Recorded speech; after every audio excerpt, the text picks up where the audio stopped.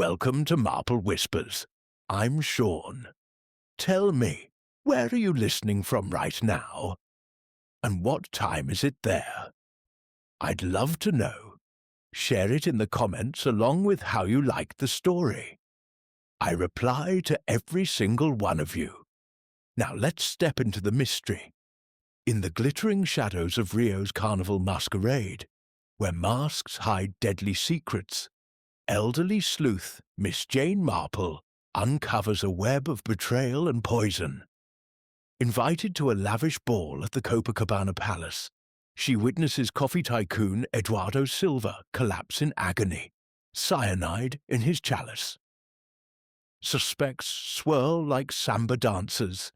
His scheming wife Isabella, charming artist Polo with hidden motives, vengeful widow Carla Vargas with her cursed emeralds, and Sister Joyce, cut from the will. Feathers, forged jewels, and blackmail notes led Marple through Rio's sultry streets to a shocking twist. Isabella's theatrical plot, aided by Paolo, to claim fortune and silent scandals.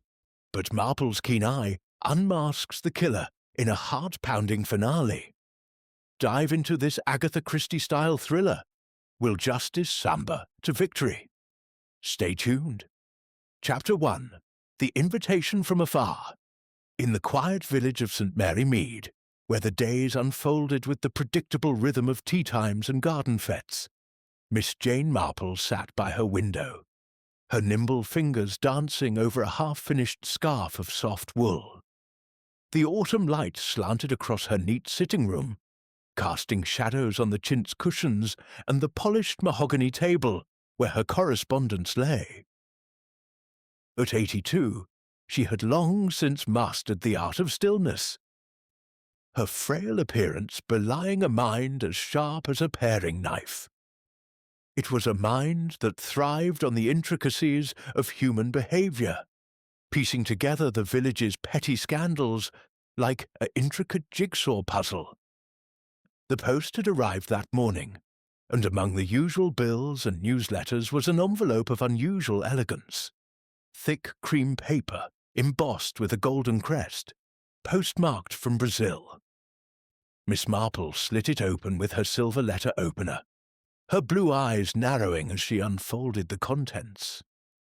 It was from her nephew, Raymond West, the successful novelist whose tales of intrigue she found amusingly far-fetched compared to the real mysteries she encountered in everyday life.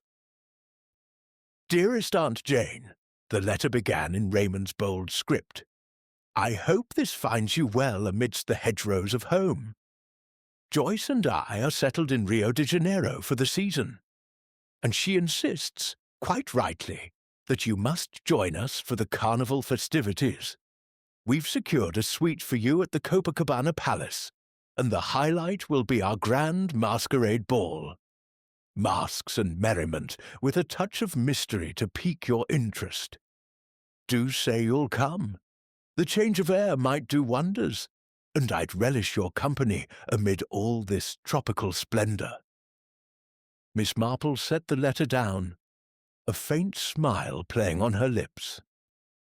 Raymond had married Joyce Lempriere, a woman of considerable charm and even more considerable inheritance from her Brazilian coffee baron father. The union had brought Raymond wealth and wanderlust, but his letters over the years hinted at undercurrents. Joyce's lavish spending habits clashing with her brother Eduardo's iron-fisted control over the family estates. Eduardo Silva, as he was known in business circles, was a man of formidable reputation, his fortunes tied to vast plantations in the interior. There had been mentions of disputes, a contested will, whispers of infidelity, and lately financial strains from volatile markets. Human nature doesn't change with latitude, Miss Marple murmured to herself, recalling a similar squabble among the Bantrys back home, where a disputed inheritance had led to a most unfortunate incident with a poisoned tea cake. The invitation intrigued her. She rarely travelled. Her world was St. Mary Mead, where she observed the villagers from her garden, drawing parallels to greater crimes. But Rio, the allure of the unknown, the samba rhythms and sun-drenched beaches, promised a fresh canvas for her observations. And mystery? Raymond knew her well enough to dangle that bait. Packing would be simple. Her sensible tweeds, a warm shawl against the sea breezes, and of course her knitting bag, which concealed more than yarn and needles. It held her unerring sense of the world's hidden threads.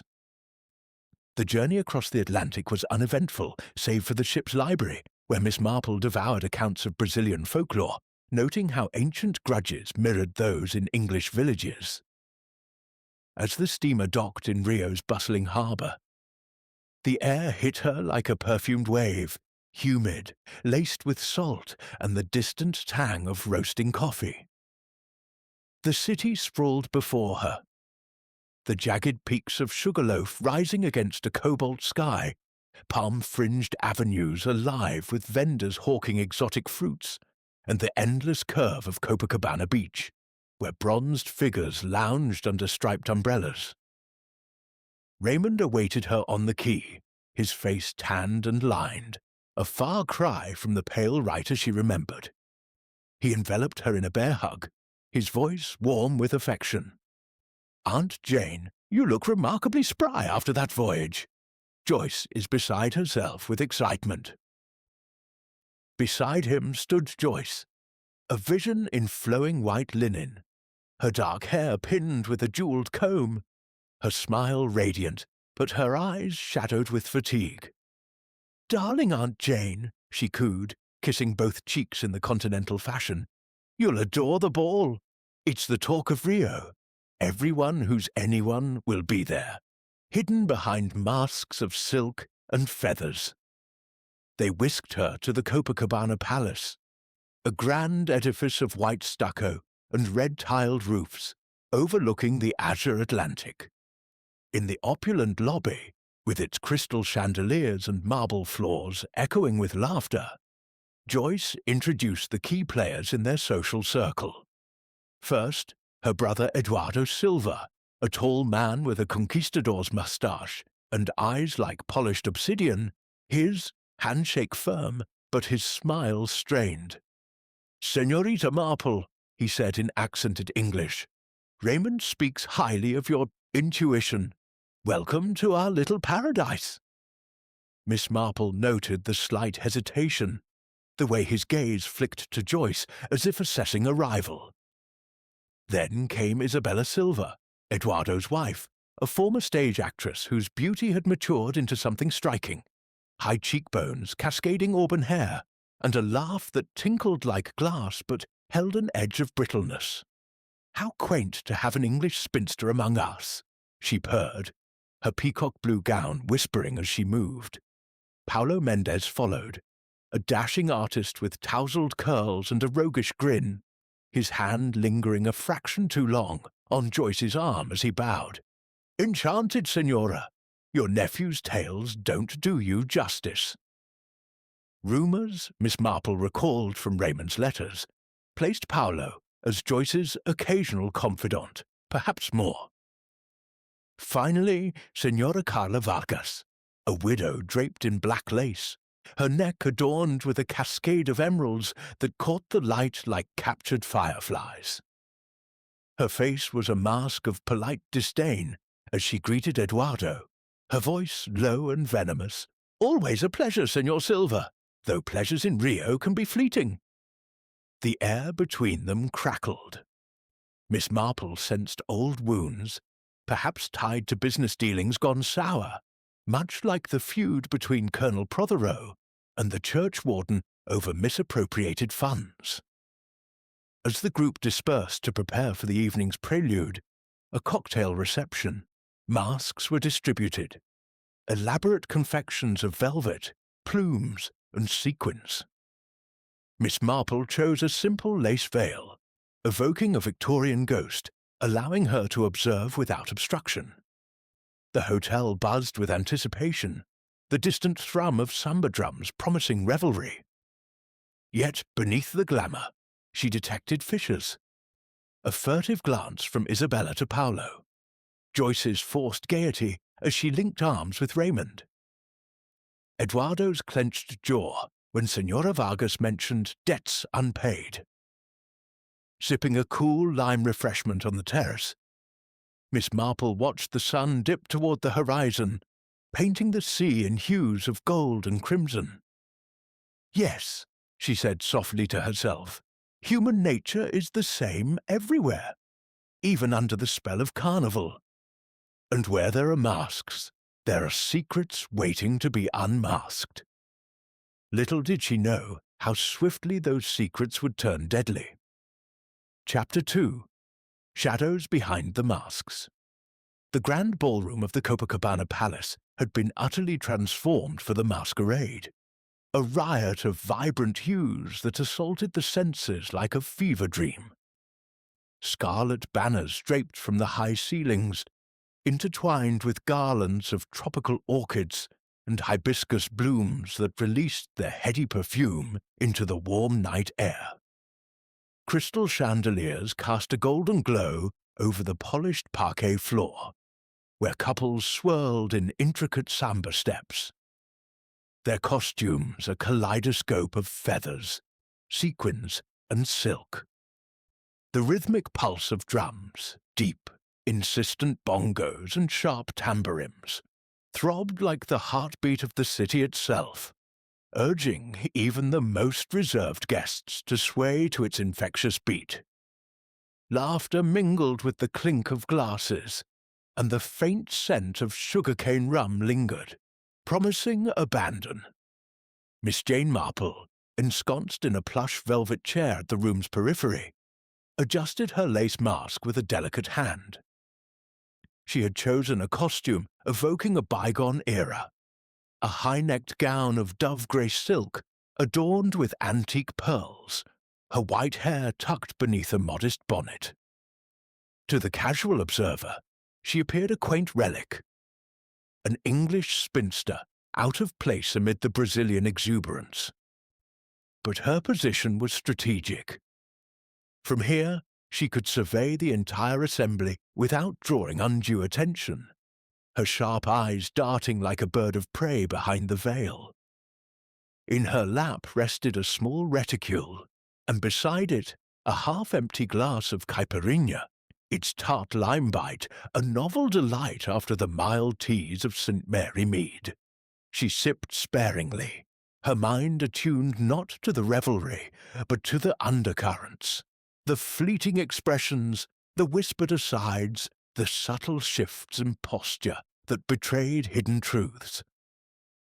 Her gaze first settled on Eduardo Silva, resplendent as a Spanish conquistador, in a velvet doublet slashed with gold, his black mask accentuating the fierce moustache that curled like a challenge. He stood near the orchestra, engaged in a heated exchange with Paulo Mendes, the artist whose lithe form was clad in a harlequin suit of diamond-patterned satin, his face hidden behind a grinning Venetian volto. Paulo's reputation as a charmer preceded him. Raymond had mentioned his portraits gracing the salons of Rio's elite, often with a scandalous undertone. Now, Eduardo's voice rose above the music, though he kept it low enough to avoid a scene. "You presume too much, Mendes," he growled, his accent thickening with anger. "That commission was mine to give, not yours to steal with your oily smiles and empty flattery. Do you think you can worm your way into my family's fortunes through my sister?" Paulo threw back his head and laughed, a sound as bright and brittle as shattered crystal. But Miss Marple noted the dangerous glint in his eyes, visible even through the mask's slits. "Senor Silva, your paranoia does you no credit. Art knows no boundaries, and Joyce appreciates talent where she finds it. If you're so concerned about fortunes, perhaps you should guard your own investments better. I've heard the Amazon ventures are bleeding you dry." He clapped Eduardo on the shoulder with mock camaraderie, but the gesture held a hint of menace, like a cat toying with its prey. Eduardo shrugged him off, his face flushing beneath the mask, and strode away toward the bar, where he demanded a fresh tumbler of cachaça with a snap of his fingers. Miss Marple's attention shifted to the ladies. Isabella Silva, Eduardo's wife, glided through the crowd in a magnificent peacock ensemble, iridescent, blues and greens shimmering on her gown, a fan of real feathers sprouting from her headdress like a crown of pride. She linked arms with Joyce, who was dressed as a tropical bird of paradise, her orange and red silks flowing like flames. The two women bent their heads together near a potted palm, their conversation intimate yet strained. Isabella's voice, with its theatrical lilt from her acting days, carried just far enough for Miss Marple's keen ears. "Darling Joyce, you must speak to Eduardo. His secrets are piling up like storm clouds. Those letters from unknown senders, arriving at all hours, postmarked from the interior. And the debts. The Amazon plantations are a sinkhole. He's poured fortunes into them, risking everything on some mad scheme for new strains of coffee beans. If it fails—" Joyce waved a dismissive hand, her rings flashing in the light. But Miss Marple observed the way her fingers tightened into a fist, knuckles whitening against the stem of her champagne flute. "Isabella, you're exaggerating as always. Eduardo's a shrewd man. He'll turn it around. Besides, our family has weathered worse." Her tone was light, but there was a brittleness to it, a forced nonchalance that reminded Miss Marple of Mrs. Clement back home, who had laughed off her husband's gambling until the bailiffs arrived. Joyce glanced toward Paolo, who was now charming a group of debutantes, and a flicker of something affection, regret, crossed her features. Isabella followed her gaze, her lips pursing in disapproval. "Be careful, my dear. Artists like him paint pretty pictures, but they leave stains." Not far away, Senora Carla Vargas held court near the French doors leading to the terrace. She was a striking figure. Her widow's weeds transformed into an elegant gown of midnight velvet, offset by a cascade of emeralds that dangled from her ears and throat like drops of verdant fire. The stones were legendary in Rio society, heirlooms from her late husband's mines, said to be worth a king's ransom. She had cornered Raymond West, who looked somewhat uncomfortable in his Zorro-inspired attire, complete with a black cape and tricorn hat. Senora Vargas's voice was low and intense, laced with the bitterness of old grievances. "Your brother-in-law, Senor West, owes me more than mere coin. He ruined my Alberto, lured him into those infernal partnerships, promising riches from the emerald fields, only to undercut him at every turn. Debts unpaid, promises broken. If justice were swift in this city—" Raymond shifted uneasily, his novelist's imagination perhaps spinning tales from her words. "Senora, I'm sure Eduardo meant no harm. Business is cutthroat, especially in the mines. Perhaps a discussion could clear the air." But Vargas's eyes narrowed, her emeralds catching the light like accusatory beacons. "Discussion? Ha! In Rio, masks hide more than faces. They conceal daggers." She turned away with a swirl of her skirt, leaving Raymond to mop his brow with a handkerchief. The air in the ballroom grew thicker, heavy with intrigue and the subtle perfume of scheming. Miss Marple noted how the masks amplified the drama. A feather here, a jewel there, each accessory a potential clue to character. A young waiter circulated with trays of canapés, crispy coccinha and delicate empanadas, his eyes darting nervously as if he too sensed the undercurrents.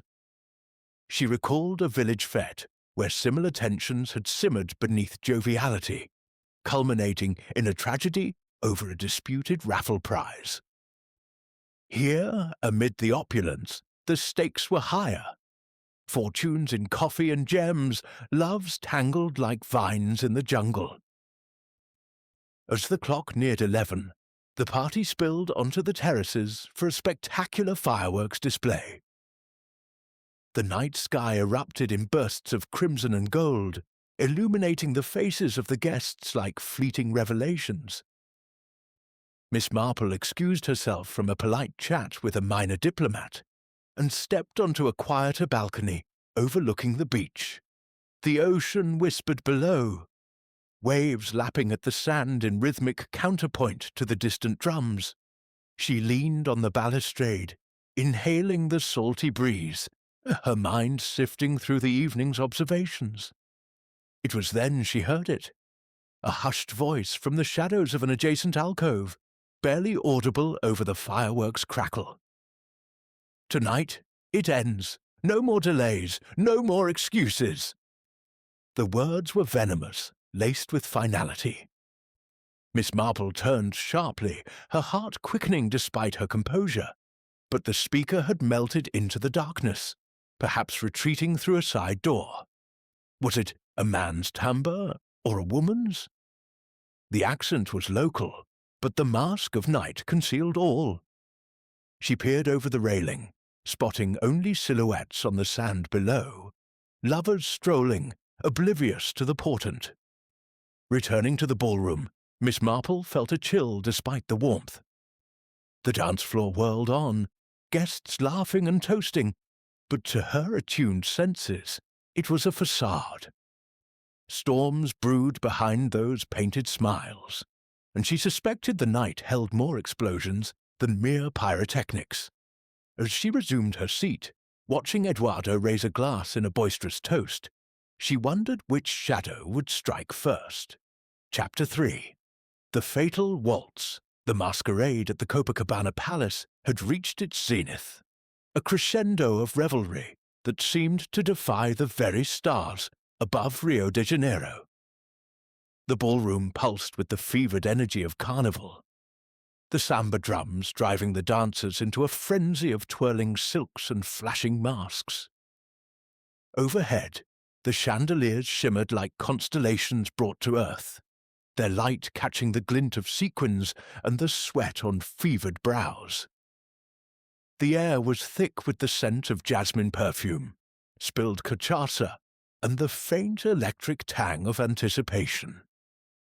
Miss Jane Marple, seated in her unobtrusive corner, her lace mask slightly askew, observed the scene with the quiet intensity of a naturalist studying a jungle teeming with unseen predators.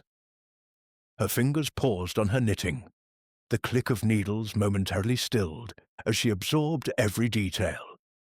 The tilt of a head, the brush of a hand, the flicker of eyes behind a velvet disguise.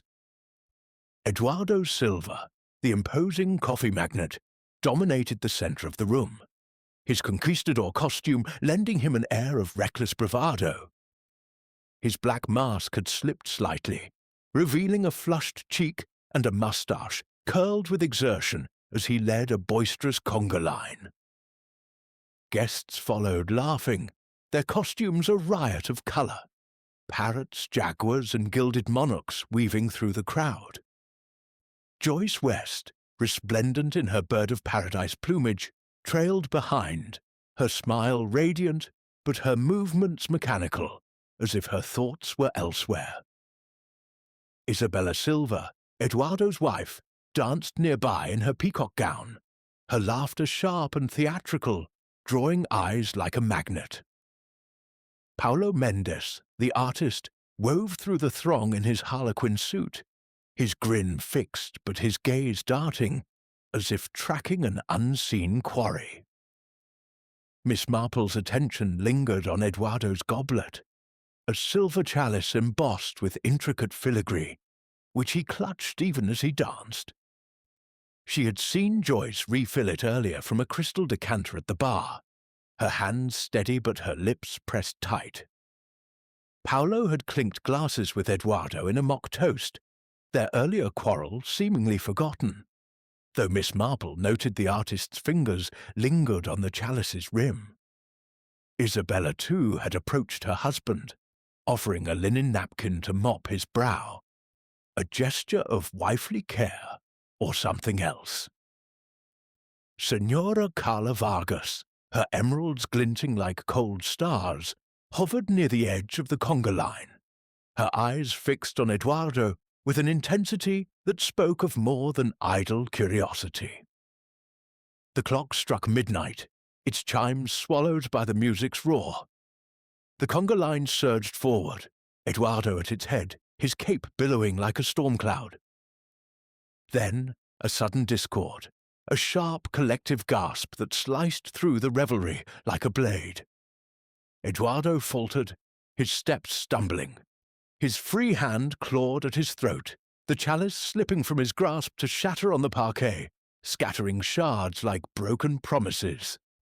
His mask fell away, revealing a face contorted in agony, lips frothing with white foam, eyes wide with a terror that silenced the room.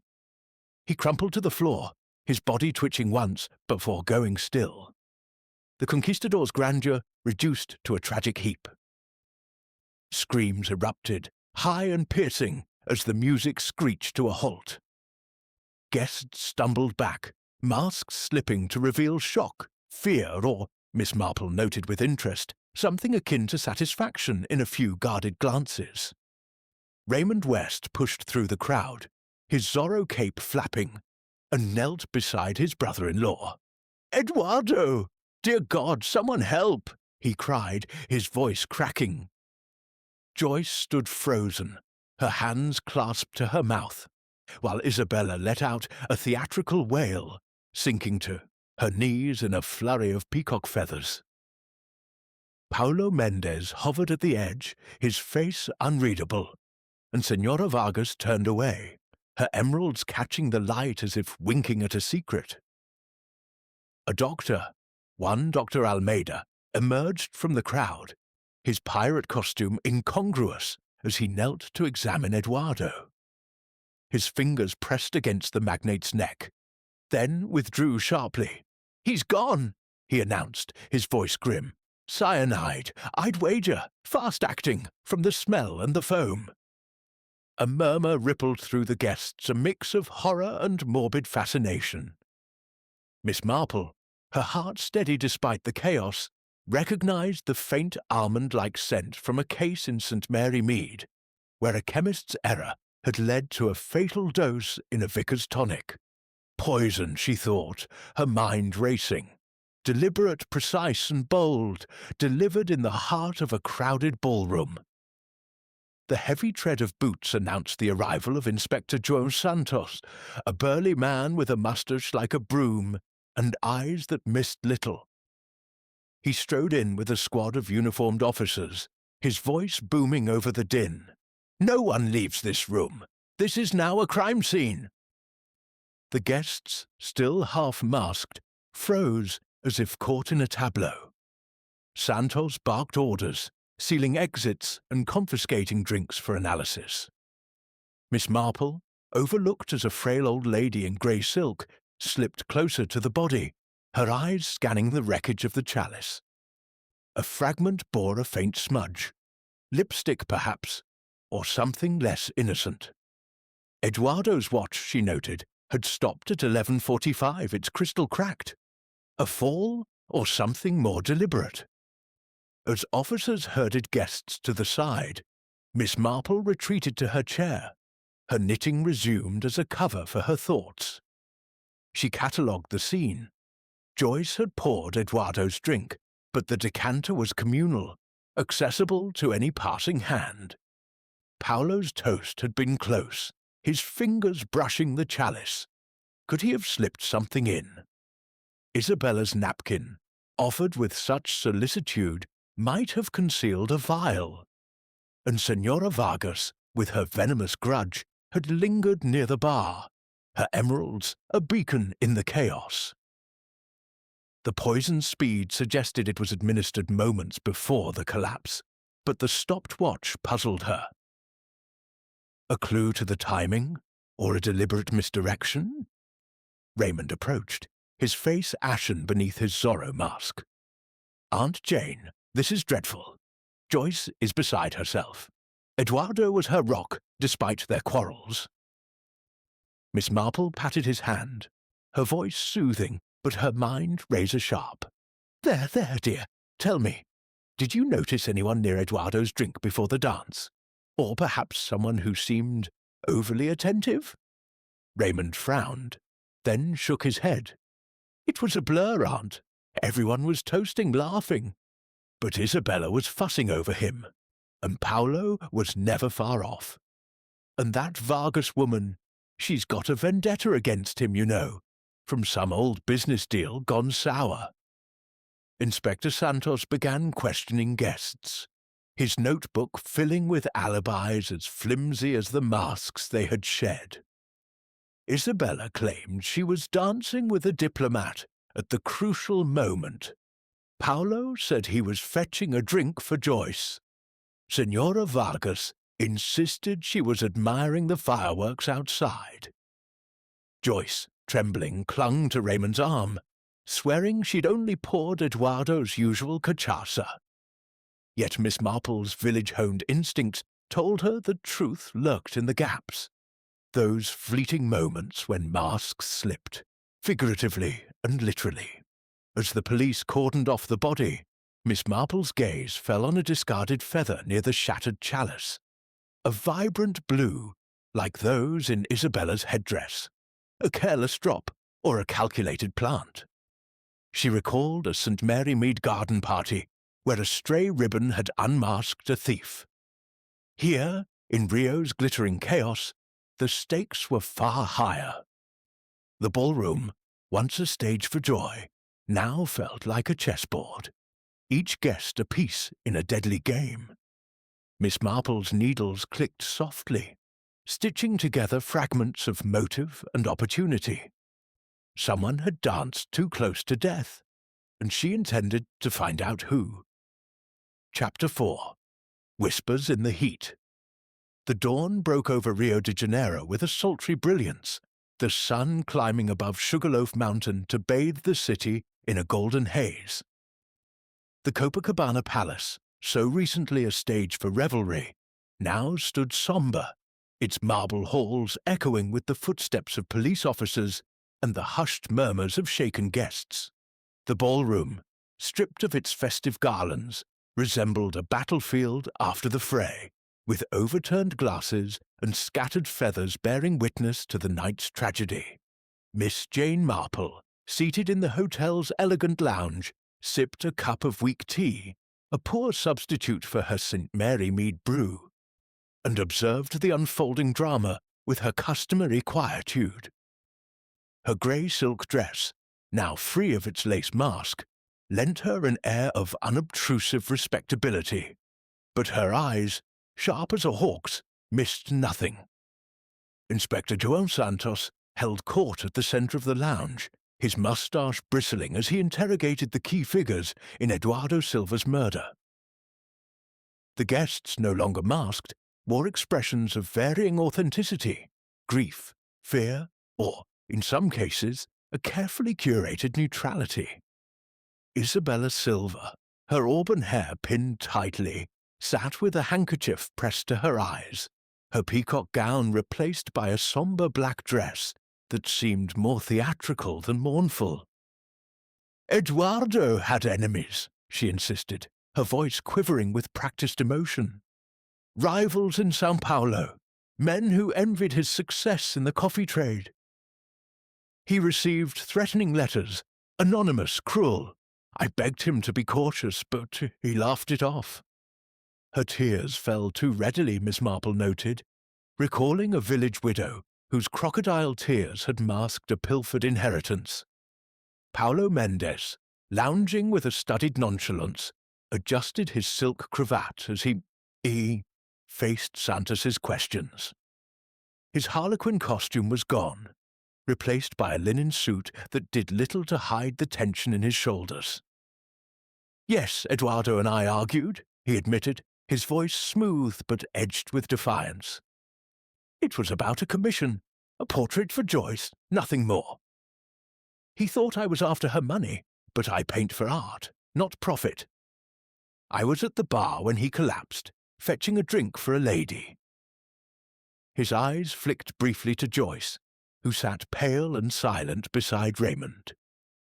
Miss Marple marked the glance, wondering if Paolo's charm concealed a deeper design, much like the vicar's nephew in St. Mary Mead, who had charmed his way into a forged will. Senora Carla Vargas, her emeralds absent but her bearing regal, met Santos's gaze with icy composure. "I had no love for Eduardo," she said bluntly, her fingers toying with a black lace fan. "He swindled my late husband, promising partnerships in emerald mines that never materialized. But murder? I was on the terrace, watching the fireworks with Senor Almeida and 2 others. Ask them." Her alibi was solid, yet Miss Marple noticed a curious detail. An emerald pendant, identical to those she wore, had been found near Eduardo's body, tucked beneath a tablecloth. Vargas dismissed it as a coincidence. "Many copy my jewels in Rio, but the explanation felt too pat, like a village gossip's tale that unraveled under scrutiny." Joyce West, clinging to Raymond's arm, spoke in a tremulous whisper. "I poured Eduardo's drink, yes, but it was just cachaça from the communal decanter. I'd never harm him. He was my brother, despite our differences." Raymond nodded vigorously, his Zorro cape discarded for a somber jacket. "Joyce was with me most of the evening," he added, though his eyes betrayed a flicker of doubt. Miss Marple, knitting a row of pearl stitches, pondered the family dynamics. Raymond's letters had hinted at Joyce's financial dependence on Eduardo, strained by his recent decision to alter his will. Could resentment have simmered beneath her devoted sister act? As the interrogations continued, Miss Marple was invited by Joyce to a private tea in the hotel's garden patio, a shaded oasis of bougainvillea and tinkling fountains. The air was heavy with humidity, but Joyce's hands trembled as she poured from a porcelain pot. "Aunt Jane," she began, her voice low, "you've a knack for seeing through people. Eduardo was troubled lately, secretive. He'd lock himself in his study for hours, muttering about debts and betrayals. Did Raymond mention the will? Eduardo cut me out last month, leaving everything to Isabella. He said it was to protect the family legacy, but it felt personal." Her eyes filled with tears, but Miss Marple, offering a sympathetic nod, noted the way Joyce's fingers twisted her napkin, a gesture of suppressed anger rather than grief. "Family secrets are like weeds, my dear," Miss Marple said gently, her needles clicking rhythmically. "They grow in the dark but surface with a little light. Did Eduardo mention anyone else? A rival, perhaps, or an unexpected visitor?" Joyce hesitated, then shook her head. "Only those letters, postmarked from Manaus, no signature. He burned them, but I saw one once. It demanded repayment for something called Project Verde. I thought it was about his Amazon ventures." Miss Marple filed the detail away, recalling a St. Mary Mead scandal where anonymous letters had unmasked a blackmailer. Later, Miss Marple wandered the hotel grounds, her sensible shoes crunching on gravel paths lined with palms. Near a secluded arbor, she spotted a groundskeeper sweeping debris from the previous night. Among the litter, a discarded feather from a peacock costume, vivid blue and unmistakably Isabella's. It lay near a potted palm where a small vial, its label scratched off, had been hastily concealed. The vial's contents were gone, but a faint almond-like scent lingered, confirming cyanide. Miss Marple left it undisturbed for the police, her mind turning over the implications. A feather and a vial, carelessness or a deliberate misdirection. She recalled a village fete where a misplaced brooch had pointed to a thief, but here the stakes were far graver. Inspector Santos, bustling past with his notebook, dismissed Miss Marple as a meddling tourist, but she caught his muttered remark to an officer. The cyanide was pure, medical grade, not something you'd find in a kitchen. This puzzled her. Eduardo's medical records, glimpsed during the doctor's examination, showed no allergies, yet the poison's almond-like odor was distinct. Was it possible the killer had chosen cyanide for its theatrical effect, knowing it would be noticed? As evening fell, Miss Marple joined Raymond for a walk along Copacabana Beach, the waves whispering secrets against the shore. He confided, his voice tight with worry. Joyce and Eduardo quarreled last week over her charities.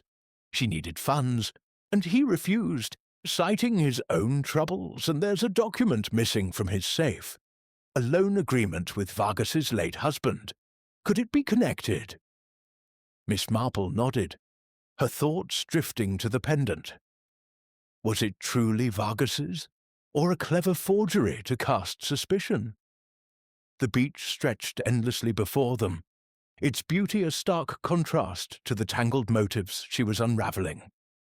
Back at the hotel, whispers of the murder spread like wildfire. A waiter mentioned seeing Paolo lingering near the bar's decanter, his hands busy with something other than glasses.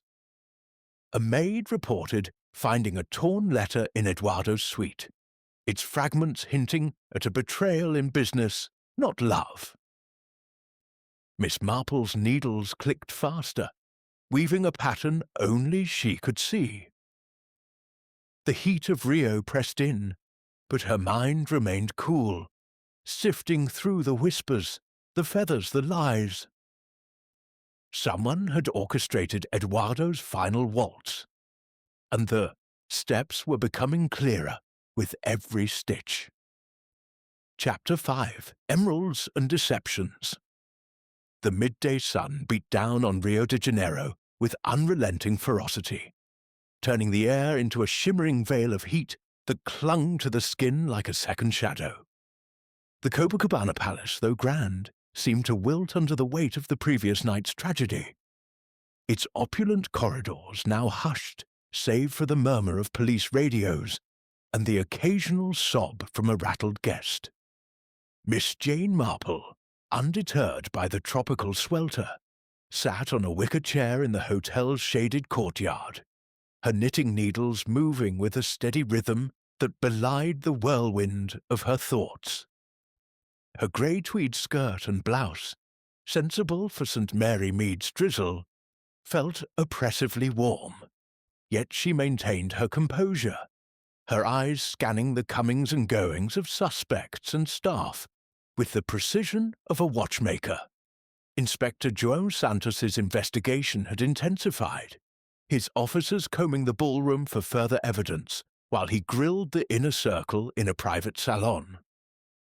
Miss Marple, dismissed as a harmless old lady, had secured an invitation to join Joyce and Raymond for lunch at the Silver family estate, a sprawling villa perched above Ipanema Beach. The drive through Rio's vibrant streets, past vendors hawking mangoes and children playing football under palm trees, offered a stark contrast to the dark currents she was unraveling. The villa itself was a monument to wealth, its whitewashed walls adorned with bougainvillea, its terraces offering sweeping views of the turquoise ocean. Yet the atmosphere inside was stifling, not from heat but from secrets. Joyce, pale and drawn in a simple linen dress, led Miss Marple to Eduardo's study, a mahogany-panelled sanctuary cluttered with ledgers and maps of Amazonian plantations. "He spent hours here," Joyce said, her voice brittle as she gestured to a locked desk. Always secretive, lately more so. I thought it was business stress, but now—" Her words trailed off as she unlocked a drawer, revealing a bundle of singed papers. Letters, half-burned, their edges curling like accusing fingers. Miss Marple, donning her spectacles, examined them carefully. The legible fragments bore a Manaus postmark and cryptic demands. "Pay what you owe, or Verde will bury you." Project Verde again, she mused, recalling Joyce's earlier mention. Blackmail, perhaps tied to Eduardo's risky ventures? The handwriting was unfamiliar, but the tone suggested intimacy. A scorned partner, not a distant rival. Their conversation was interrupted by Isabella, who swept in, her black morning gown accentuating her pallor. "Snooping, Miss Marple," she snapped, her actress's poise fraying. "This is a private home, not your village knitting circle." Miss Marple's mild reply: "Merely helping Joyce, my dear. Grief clouds the memory," disarmed her, and Isabella's shoulders slumped. "Eduardo wasn't himself," she admitted, her voice low. "He had an affair last year. A woman from Sao Paulo, someone connected to his business. She threatened to expose him unless he paid her off. I thought it was over, but those letters—" Her eyes darted to the desk, betraying fear or calculation. Miss Marple noted the slip. Isabella knew of the letters, yet claimed ignorance to Santos. A lie or selective memory? Leaving the villa, Miss Marple's thoughts turned to the emerald pendant found near Eduardo's body. Senora Vargas had dismissed it as a copy, but its craftsmanship suggested otherwise. At a nearby cafe, she overheard a heated exchange between Paulo Mendes and Vargas herself, their voices rising over the clatter of espresso cups. "You sold him that painting, Carla," Paulo hissed, his usual charm replaced by venom. "You knew it was stolen, and now you point fingers at me." Vargas's reply was icy. "Mind your own secrets, artist. Eduardo wasn't the only one hiding things." Their argument hinted at a tangled web. Art fraud, perhaps, linked to Eduardo's financial woes. Miss Marple recalled a St. Mary Mead incident where a forged painting had masked a smuggling ring. Here, the stakes seemed grander but no less sordid. Back at the hotel, a new development sent ripples through the investigation. A maid cleaning the ballroom discovered traces of cyanide in a kitchen storeroom, hidden in a jar labeled sugar syrup. The storeroom was accessible to guests and staff alike, broadening the suspect pool. Inspector Santos, his mustache twitching with frustration, confided to an officer that the poison's medical-grade purity suggested a sophisticated killer, not a spur-of-the-moment act. Miss Marple, lingering nearby under the guise of adjusting her shawl, pondered the implications. Cyanide required planning, someone with access and intent. The kitchen clue felt too obvious, like a breadcrumb trail laid to mislead. That afternoon, a second scare heightened the tension. Joyce, sipping a cocktail at the hotel bar, gasped and dropped her glass, claiming it tasted bitter. The drink was whisked away for testing, revealing a trace of cyanide, too small to kill, but enough to frighten. "A warning," Santos declared, his eyes narrowing at the assembled guests. Miss Marple, however, suspected a diversion, recalling a village prank where a tampered scone had distracted from a theft. Was the killer deflecting attention, or was Joyce herself playing a deeper game? Seeking solitude, Miss Marple strolled to the hotel's library, a cool haven of leather-bound books and teak shelves. There, she found Raymond poring over a newspaper, his face etched with worry. "Aunt Jane, this is madness," he said, pushing the paper aside. "Joyce is terrified, and I found this in Eduardo's safe. a draft of his new will, naming Isabella as sole heir. There's also a note about a loan to Vargas's husband, marked defaulted. Could it be motive? Miss Marple nodded, her needles clicking as she considered the will. Eduardo's decision to exclude Joyce suggested more than family discord, perhaps a calculated move to protect assets from a failing venture like Project Verde. A chance encounter with a hotel porter provided another clue. The young man, nervous but eager to help, mentioned seeing Paolo near the kitchen before the ball, carrying a small package. "He looked furtive, Senora," the porter whispered, like he didn't want to be seen. Miss Marple thanked him, her mind racing. Paolo's proximity to the poison's hiding place was damning, yet the emerald pendant gnawed at her. She revisited the ballroom in her mind's eye, picturing the chaos of Eduardo's collapse. The pendant wasn't Vargas's. It lacked the distinctive clasp of her heirlooms. A fake, planted to implicate her? Isabella's peacock feathers, so similar to the one near the vial, pointed to a different hand. As dusk painted the sky in hues of coral and indigo, Miss Marple sat on her balcony, the distant samba of carnival a mocking counterpoint to the villa's gloom. The case was a tapestry of deceptions: emeralds, letters, poisoned drinks, and hidden loans. Each suspect had a motive: Joyce's disinheritance, Isabella's affair and inheritance, Paolo's rivalry, Vargas's vendetta. Yet the truth lay in the details, as it always did. She recalled a St. Mary Mead mystery, where a misplaced glove had unravelled a murder. Here, the pendant and feather were her threads. The killer had woven a clever web, but Miss Marple's needles were sharper, ready to unpick the lies stitch by stitch. Chapter 6. The Unravelled Thread. The sultry twilight draped Rio de Janeiro in a veil of amethyst, the city's pulse softening as the distant samba of carnival faded into a gentle hum. At the Copacabana Palace, the air was taut with suspicion, each guest a shadow moving through a labyrinth of secrets. Miss Jane Marple, perched in a cushioned armchair on the hotel's veranda, overlooked the ocean's restless waves, her knitting needles clicking with a rhythm as steady as a metronome. Her grey shawl, an anachronism in the tropical heat, draped loosely over her shoulders. But her mind was cool, slicing through the tangle of clues with surgical precision. The murder of Eduardo Silva had cast a pall over the glittering festivities. And now, with a second poisoning attempt on Joyce, the stakes had sharpened to a razor's edge.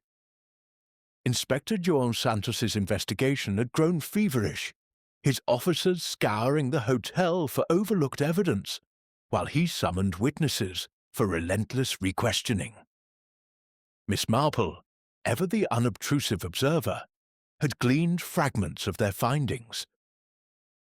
The cyanide in Joyce's cocktail was identical to that which killed Eduardo, suggesting a single source. Yet the killer's audacity puzzled her.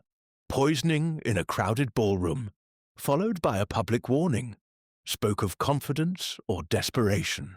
She recalled a St. Mary Mead case, where a second crime had been staged to obscure the first. Was Joyce's tainted drink a genuine threat or a smokescreen? Her morning began with an unexpected invitation from Senora Carla Vargas, who requested a private meeting in the hotel's orchid-filled conservatory. Vargas, clad in a severe charcoal dress, her emeralds replaced by a single pearl brooch, greeted Miss Marple with a brittle smile. "Señorita Marple, your reputation for insight precedes you," she said, her voice low and measured. "I wish to clear my name. That pendant found near Eduardo.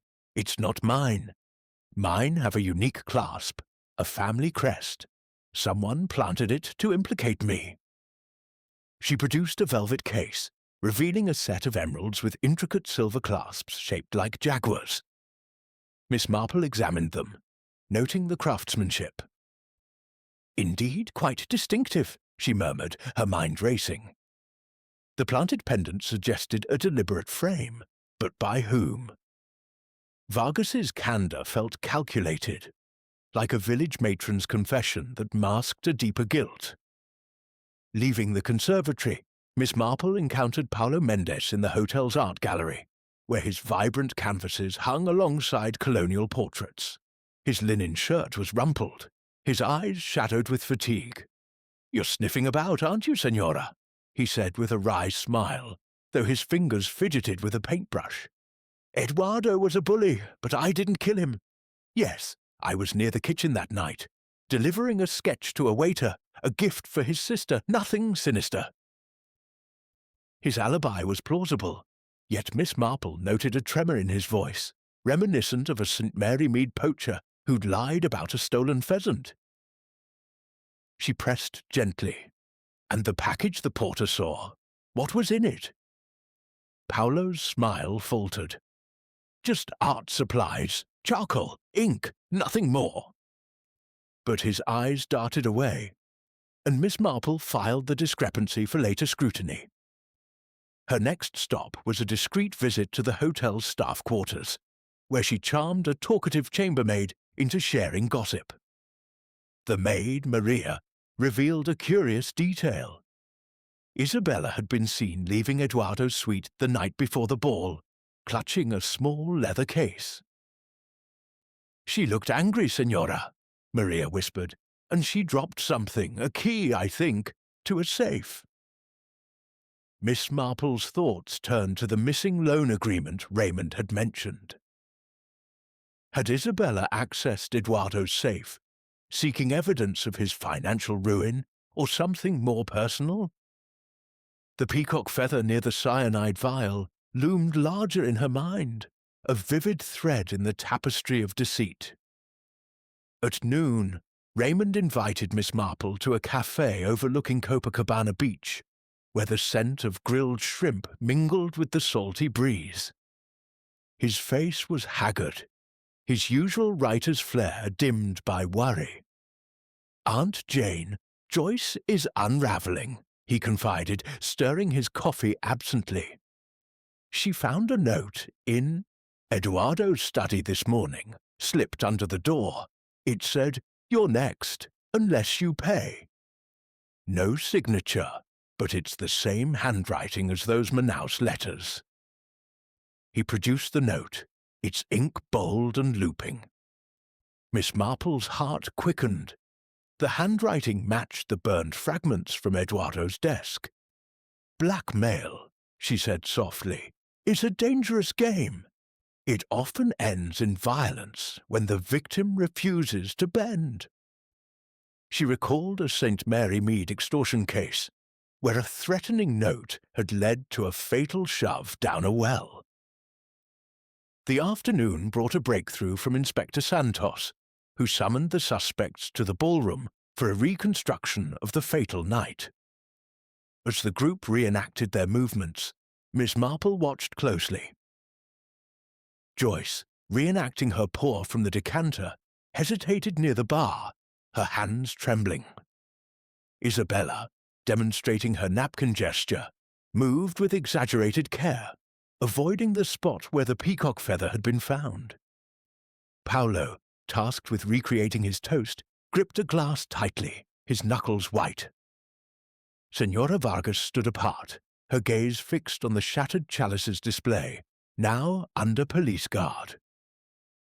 Santos revealed a new clue. A fingerprint on the vial from the arbor, not yet matched but distinct from the suspect's prints. "Someone else was here," he declared, "perhaps a servant or an outsider." Miss Marple, however, suspected a more intimate hand, recalling how a St. Mary Mead gardener's glove had once concealed a mastermind's touch. As the reenactment ended, a commotion erupted at the hotel's entrance. A young man, wiry and sunburned, burst in, claiming to be Eduardo's former business partner from Manaus. "I warned him," he shouted, before Santos restrained him. "Project Verde was a scam. He cheated me out of millions." The man, introduced as Luis Costa, admitted to sending the threatening letters but swore he'd been in the Amazon during the ball. His arrival added a new thread to the mystery, but Miss Marple's instincts whispered that he was a pawn, not the king. The true killer, she sensed, was closer. Someone who knew Eduardo's habits, his chalice, his vulnerabilities. Retiring to her room, Miss Marple spread her knitting across the bed, each stitch a placeholder for a clue. The emerald pendant, a forgery to frame Vargas, the peacock feather tying Isabella to the vial, Paolo's furtive package, Joyce's tainted drink, the Manaus letters. The fingerprint puzzled her, too clean, too convenient, like a clue planted to mislead. She recalled a village mystery where a staged footprint had diverted suspicion from a cunning wife. Here, the killer's boldness suggested a personal stake, not a hired hand. Was it Isabella securing her inheritance? Joyce avenging her disinheritance? Paolo protecting a secret deal? Or Vargas settling an old score with theatrical flair? As the moon rose over Rio, casting silver light across the beach, Miss Marple stood at her window, the city's vibrancy a distant echo. The samba drums had stilled, but the rhythm of deceit pulsed on. She closed her eyes, picturing the ballroom's fatal waltz, the chalices fall, the feathers drift. The truth was near, woven into the fabric of lies.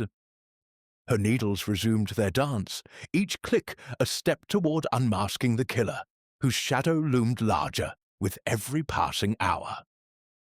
Chapter 7. The Mask Falls. The morning sun cast golden spears through the shutters of the Copacabana Palace, bathing Rio de Janeiro in a glow that belied the darkness festering within its walls. The hotel, once a beacon of Carnival's exuberance, now hummed with the grim efficiency of Inspector João Santos's investigation. Miss Jane Marple, seated in the hotel's rosewood-panelled dining room, sipped a cup of tepid coffee, her knitting bag at her side like a faithful companion. Her tweed dress, though stifling in the heat, lent her an air of unassuming propriety.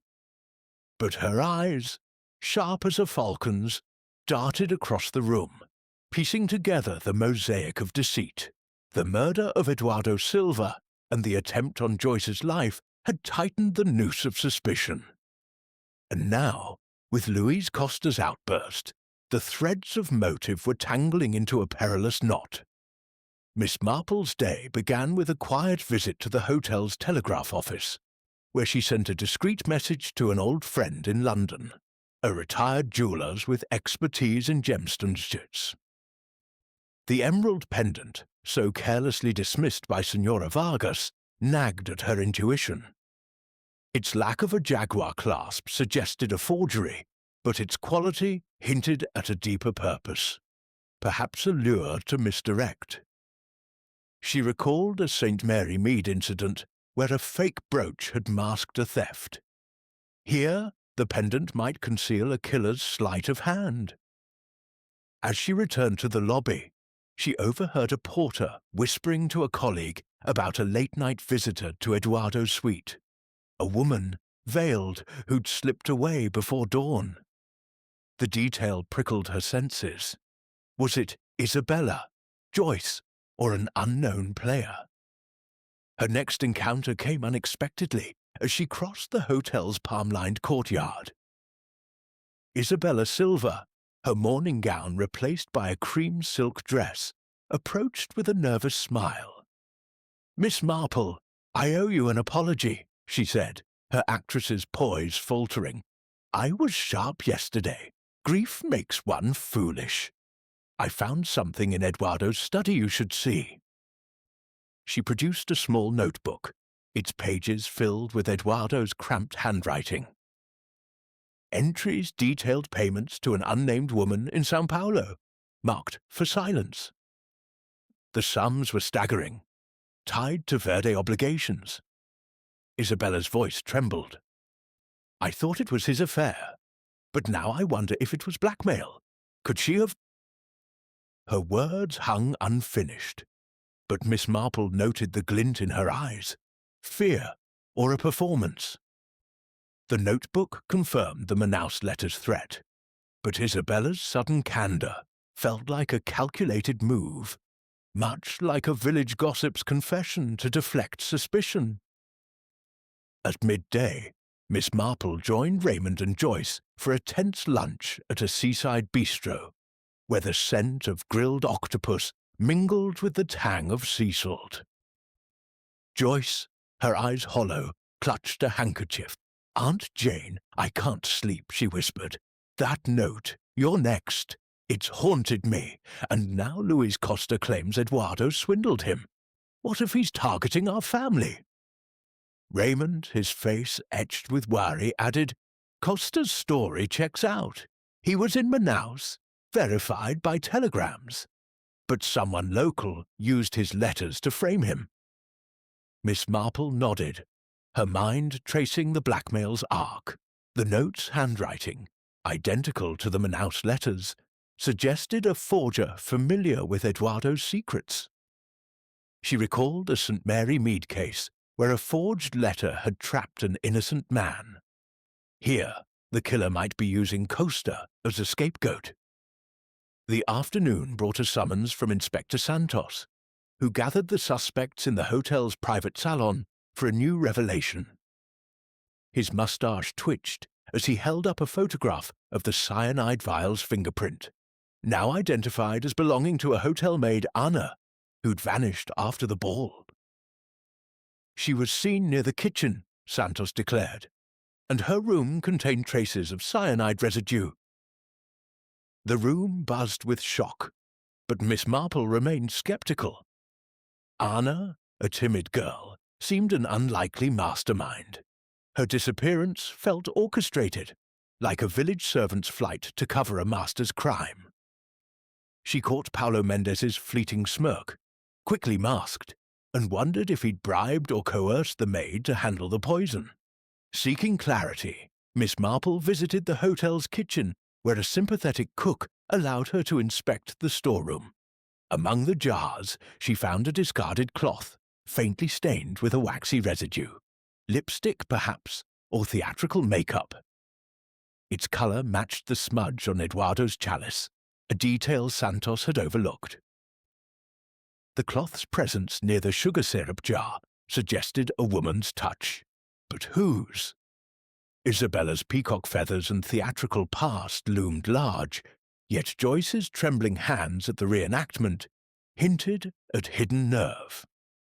Miss Marple tucked the cloth into her reticule, intending to compare it to Isabella's cosmetics. As evening fell, a chance sighting tightened the mystery's coils. Near the hotel's beachfront, Miss Marple spotted Paulo slipping a folded paper to a street vendor, his movements furtive. The vendor, a wiry man with a scar across his cheek, pocketed the paper and vanished into the crowd. Miss Marple, blending into the dusk, followed at a distance, but lost him in the throng of carnival stragglers. The exchange suggested Paulo's involvement in more than art. Was he fencing stolen goods or passing messages for the killer? She recalled a St. Mary Mead smuggler who'd used a baker to relay coded notes. Here, the vendor might be a link in a larger chain. Back at the hotel, a final clue emerged during a quiet tea with Raymond. He produced a photograph from Eduardo's safe, overlooked in the initial search. A grainy image of a woman in São Paulo, her face partially obscured but her posture eerily familiar. Eduardo kept this hidden, Raymond said. He never mentioned her, but it's dated last year during his affair. Miss Marple studied the photo, her heart quickening. The woman's silhouette matched Isabella's stage photos, not some unknown mistress. Had Eduardo been paying his own wife to keep silent about her own indiscretions? Or was this a deeper ruse? The notebook's payments now took on a sinister hue, suggesting Isabella's motive was not just inheritance, but self-preservation. As night cloaked Rio in velvet darkness, Miss Marple sat on her balcony, the ocean's murmur a counterpoint to her racing thoughts. The clues aligned like stars in a constellation. The forged pendant, the peacock feather, the lipstick-stained cloth, the blackmail notes, Paolo's furtive exchange, and Isabella's hidden identity. The fingerprint on the vial was a red herring, likely planted by a cunning hand to implicate the missing maid. Isabella's theatrical flair, her access to Eduardo's safe, and her knowledge of his secrets pointed to a desperate act to secure her future. Yet Paolo's involvement couldn't be dismissed. His package and vendor exchange hinted at the accomplice's role. Miss Marple's needles clicked, each stitch a step toward truth. She envisioned the ballroom's fatal moment. Isabella, slipping cyanide into Eduardo's chalice during her napkin gesture, her peacock feather falling in the chaos. The pendant, a clever plant to frame Vargas, and the maid's fingerprint, a staged clue to divert Santos. Joyce's poisoned drink was a warning, not to kill, but to silence her suspicions. The killer's mask was slipping, and Miss Marple, with her village-honed instincts, was ready to tear it away. Tomorrow, she would confront the truth. But tonight, Rio's secrets whispered on, waiting for her final stitch. Chapter 8. The Mask Falls. The dawn over Rio de Janeiro broke with a fiery intensity, painting the sky in streaks of coral and gold that reflected off the restless waves of Copacabana Beach. The Copacabana Palace, though still grand, seemed to hold its breath, its corridors heavy with the weight of suspicion and the relentless march of Inspector João Santos's investigation. Miss Jane Marple, seated in the hotel's airy conservatory, surrounded by the lush perfume of orchids, sipped a glass of chilled guava juice, her knitting needles idle for once in her lap. Her tweed shawl, a stubborn relic of St. Mary Mead, clung to her shoulders despite the tropical warmth, but her mind was a cool, precise instrument, weaving the final threads of a tapestry that had begun to reveal its deadly pattern. Eduardo Silva's murder, Joyce's near-poisoning, and the web of clues, emerald pendants, peacock feathers, and cryptic notes, had drawn her inexorably towards the truth. The morning brought a reply from her London jeweller friend, delivered by telegram to the hotel's front desk. The emerald pendant, he confirmed, was a skilled imitation. Its stone synthetic, but its setting crafted to mimic Senora Vargas's heirlooms.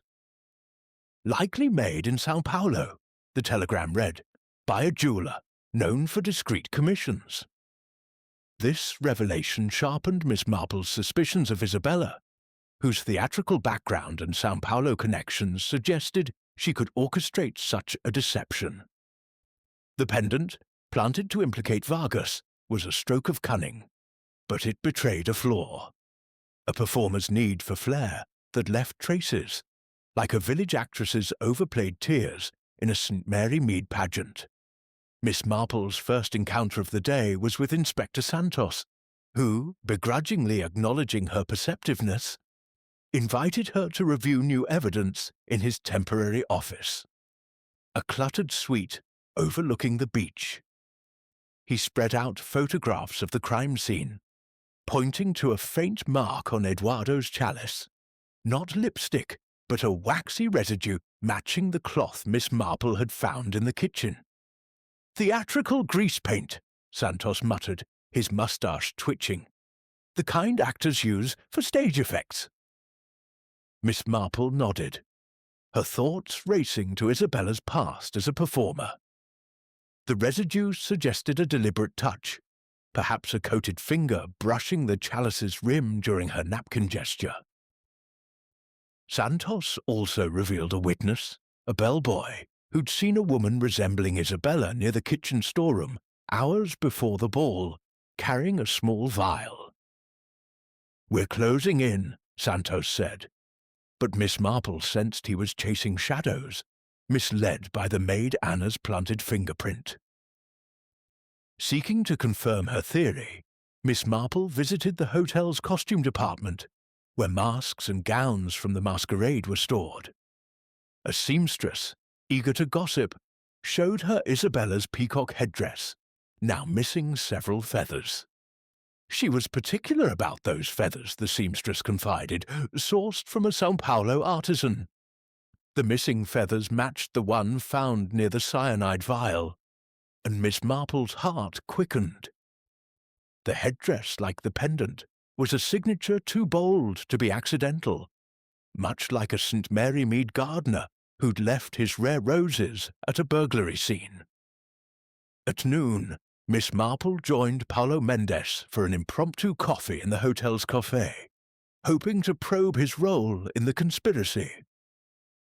Paulo, his charm frayed by sleeplessness, toyed with a cigarette as he spoke.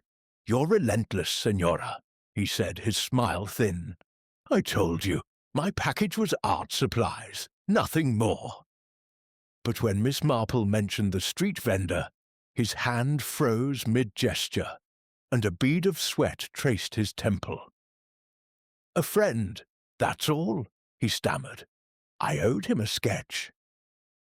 His evasion mirrored a St. Mary Mead poacher's lies about a stolen trout, and Miss Marple pressed gently. Was it a sketch, or something to silence a witness? Paulo's eyes darkened, but he deflected with a laugh, excusing himself abruptly. His reaction confirmed her suspicion. He was entangled, perhaps as Isabella's accomplice, passing messages to obscure her trail. The afternoon brought a dramatic twist. Joyce, pale and trembling, sought Miss Marple in the hotel garden, clutching a crumpled letter. "It was in my room," she whispered, "slipped under the door. It's not like the others, it's no threats, just instructions." The letter, in the same looping script as the Manaus notes, directed Joyce to leave a sum of money in a Copacabana alley at midnight, promising safety in return. Miss Marple's eyes narrowed. The handwriting, though disguised, bore subtle flourishes she'd seen in Isabella's stage programs, kept in Eduardo's study. The letter was a bold move, suggesting the killer's confidence or panic as the net tightened. Miss Marple recalled a village blackmail case where a desperate note had betrayed the culprit's hand. Here, the letter was a final misstep. As dusk settled, Miss Marple orchestrated a subtle trap, confiding in Raymond her plan to confront the killer. She requested he invite the suspects, Isabella, Paulo, Joyce, and Senora Vargas, to a private dinner in the hotel's smallest dining room under the guise of discussing Eduardo's estate. Inspector Santos, skeptical but intrigued, agreed to station officers nearby, ready to act. The dinner, served under the glow of a single chandelier, was a tense affair. Isabella, in a sapphire gown, laughed too brightly. Paulo fidgeted with his fork. Joyce stared at her plate. And Vargas, her emeralds restored, watched with icy detachment. Miss Marple, her voice soft but commanding, began to unravel the case. "My dear friends," she said, her needles clicking briefly before she set them aside, "murder is a clumsy thing, like a dropped stitch in a fine shawl. It leaves traces, however clever the hand. Eduardo's death was no impulse. It was a performance, staged with props, a forged pendant, a peacock feather, a vial of cyanide." She paused, her gaze sweeping the table. The pendant was meant to point to Senora Vargas, but its Sao Paulo origins betray another hand. The feather fallen from a headdress links to the poison's hiding place. And the chalice bore grease paint, a theatrical touch. Isabella's smile froze, her fingers tightening on her glass. Miss Marple continued, her tone gentle but relentless. The blackmail notes, so cleverly mimicking Luis Costa's threats, were written by someone with access to Eduardo's secrets. Someone who knew his payments to a São Paulo woman were not for an affair, but to silence a past she wished buried. Isabella, your stage career left. Clues, the grease paint, the feathers, the forged letter to Joyce. You poisoned Eduardo to secure his fortune and end his control, didn't you? And Paulo, your reluctant accomplice, passed messages to keep your hands clean. Isabella's laugh was shrill, her face paling. Absurd! You've no proof, you meddling old woman. But Paulo's chair scraped back, his face ashen. Enough, Isabella, he muttered. She knows. The room erupted as Santos's officers moved in, Isabella's protests drowned by the clatter of handcuffs. Paulo confessed in a rush. He'd procured the cyanide at Isabella's bidding, hoping to share her inheritance, but had faltered, leaving the maid Anna to plant the vial under duress. Anna, found hiding in a favela, confirmed the coercion, clearing her own name. As the suspects were led away, Miss Marple resumed her knitting, the ocean's whisper a soothing counterpoint to the night's chaos. The case, like a St. Mary Mead mystery, had unravelled through human nature's flaws, greed, fear, and pride. Rio's glamour faded, but the truth shone clear, stitched together by an old lady's quiet vigilance.